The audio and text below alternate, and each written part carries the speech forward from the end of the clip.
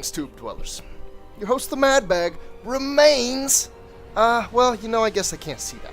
I was getting ready to say that I remain undefeated in the 2v2, but, you can see here, 9 games, 7 wins.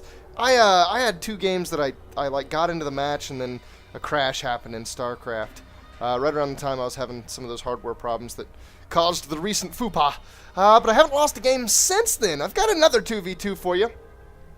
And this one I'm going to cast by replay instead of live. I actually already played it, and I didn't record it when I played it, but it ended up being a good match, so I'm going to bring it to you anyway. This was my teammate, DNA. Wow, he's a master in 2v2. I was thinking we were all diamonds. Huh, interesting. This be one of our opponents. Diamond in 1-on-1. Oh, okay, that's probably what I was looking at then. Platinum in 2s, actually. And the final opponent. Oh, wow, this is jumping all over the place. He's actually a master in 1v1, but a platinum in 2v2. So it's, by the 2v2 rank, it's a gold and a master versus 2 platinums. By the 1v1 rank, it's a, what was that, a diamond and a master against a diamond and a master? I think the 1v1 rank is probably a more telltale sign of skill. The 2v2 rank is more happenstance of what you've been in. The experiences you've been through. The games you've happened to play. And here you can see it. Okay, there is a master. That's pretty clear. Molten Crater is the map. And let's see. There's going to be a couple weird things about this. So here I am, your host, the Mad Bag, spawned on the top left. The red Protoss. I did random. Got Protoss. Sweet. I still think I'm probably the strongest with the Protoss, even though I've been race picking Zerg a lot lately on the 1-on-1 ladder. My teammate, the Blue Terran DNA. Very close to me. Down on the bottom left, we have the purple Protoss Memo. And then the, oh boy, Cyan, Teal, I don't know. The Terran, the off-blue Terran down here, Latency. And what's this? What's this? A probe? What are you doing, probe? You're supposed to be mining.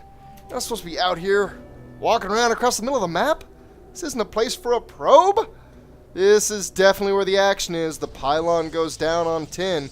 Oh, purple. You cheeky bastard.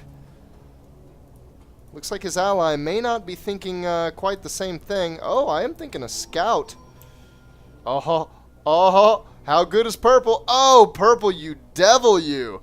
Right outside of vision. That is for sure planned. He for sure looked at some point in time at the path that Scouting Worker takes through here, and is placing this appropriately so that it is just out of my vision. I am scouting, though, and I'm going straight to him. Looks like I'm going to bounce over to the gas and then bounce over. Generally, if you come in a base and you go to the far gas, you'll go right through the middle of where anything is. Same thing over here. From the ramp to the far gas, right through the middle of anything. And I got to the far gas and I saw nothing. So my alarms are going off. I'm seeing absolutely nothing going on here, and that's not cool. Looks like I'm going to head around still and check the Terran. Oh, and it's double gate cheese.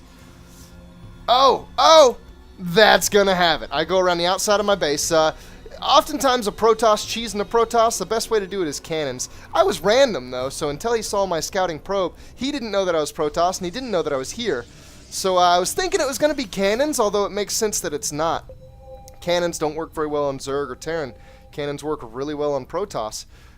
He's doing the 2-gate stuff, though. And the probe that I sent around the outside of my base to check for his creeping cannons actually spotted the gateways. Now, Purple doesn't know necessarily that I've spotted this. He knows that I've scouted his base. Oh, man. Cyan over here, Latency, he's being cheeky. 2 of these both reactors. What a cheesy bastard. You know that he's getting 2 reactors. He really needs to pull off gas. He doesn't need the rest of this gas, and he does need to be mining. He's only got 9 workers on minerals. That is so low. Their plan for this game is definitely not, though. Their plan for this game is definitely a 2 for, oh god. 3 zealots walking in the base. 1 zealot here to defend. I'm getting out a 2nd zealot, and I'm getting out a mothership core. Let's take a look at this probe count. I am at 19 right now. The top, close by, my blue ally, and of course the purple Protoss, both near me. Cyan is really low on the probe count. Oh, and I am taking a probe count dive. My second zealot came out. It looks like he's got some direct attack commands on probes. This is really hurting my probe count. God, that's getting me low. But his attack commands directly onto some of my probes allowed us to do damage to his zealots, while his zealots were not doing damage back. He could have definitely taken out the zealots right there. Everything defensive, I should say, not just my zealots, but he could have taken out the Marines of my ally there pretty easily too. It'll be a little bit annoying with the mothership core, but it's not going to get much done. Anyway, like I was saying, the zealots, if they take out everything that defends here, they would have been able to take it all out in time. As it was, he traded the zealots for just a few probe kills instead of getting to hurt everything. So my probes remain. I am going to try to keep... Oh, and it looks like I'm actually not. I was going to say I'm going to try to keep probe production constant. It looks like I'm stopping off at 16. I actually pulled one off the gas as well, because I know that we're dealing with some cheese. It's probably going to come from both players, and it's going to be heavy. I need to be investing very heavily into the combat units right now, not into the economy. My ally is thinking something similar. He actually went 3 racks. That's beautiful. Awesome little setup to deal with this cheese. And he's getting a bunker. That is also very cool. The bunker will help a lot. It'll help us deal with these zealots. The zealot's going to spend a lot of time sitting and killing the bunker. Oh, but zealots on marines, that's not good. Marines on stalkers, that can be good, but that's a lot of marines. My God, the marine count is too damn high. It looks like they're going to be warned away from this base when they see the bunker attacking them. And I got the mothership core pretty early. Now, I'm low on the army count. If we look, yeah, Cyan easily has the lead latency here, easily has the biggest army. I actually just got real close to him, and some of his is crossing the map, but I've got a mothership core and enough energy for a photon overcharge. Get out of my kitchen! Cheesy bastards. Get lost. I'll not have any of it. Blue poking out. I like that every time they come to me, blue is right on their heels. If they fight either one of us alone, even with our defenses, they're going to be able to get good damage done on us. If they all push over here to blue, I need to be coming out of my base right on their heels. We need to catch them like a mitt. Anytime battle happens, we need to both be involved. If they fight, oh, and here I'm trying to execute that exact idea. Oh, but I can't take him together. If I can take just the Terran, I'll let my Zealot sit there and hammer away on his Marines. If I can take just the Protoss, I'll let my Stalkers pick away on his Zealots. But both of them together, we need to not be fighting. Blue is, again, right on their heels, just like he needs to be. Anytime there's a cheese, you gotta fight them together. If you fight them alone, this stuff just gets really nasty fastly. But as is, oh, the Mothership Core is going to go down, but it did occupy some Marines for a good while. Their overall army count is dwindling. Are we holding this cheese off? I think we might be holding the cheese. Let's take a look at loss count. Yeah, I've lost a good bit. Purple's lost a good bit. Interesting that the Protoss pieces are on the losing end of a lot of this. Terran pieces are tearing shit up. But we defend! The last of them fall. Now they're backing off. It looks like Purple's still producing a couple Zealots, but that's not exactly a good idea. Now, he does have a Nexus up, and oh, that's not cool. That's actually quite nasty. He's putting a Forge up. He might be powering a little hard. He doesn't have any gateways at home. His only gateways are in a place where he can't possibly defend them, especially since we've held this off for the time being. It looks like he's got a mind to do some cannon defense or maybe power upgrades. Either plan is not necessarily a bad idea. And it looks like his Terran ally is also thinking that they're just going to step into some macro, take this game to the next level. But I actually like our worker counts are set up, 26 and 31. Purple has a huge worker count. This could be really dangerous if it goes unchecked, but right now he has a deficit as well. His deficit is in combat. Look at his army. His army is nothing. It's literally these two Zealots. The last two Zealots he was able to produce out of his gateways before they went down. Oh, and what is this? Madbag, you diabolical mamma jamma. I'm going to warp some stuff in. I'm not going to get hasty with it, though. I want to wait until I can poke in there while poking in the front. Now, I'm just going to jump to some player cameras real quick. This is actually what Purple's looking at right now. He's looking at the front because that's where pressure is. And in come the Zealots in the back. Oh, yeah, that is the time you want to go in.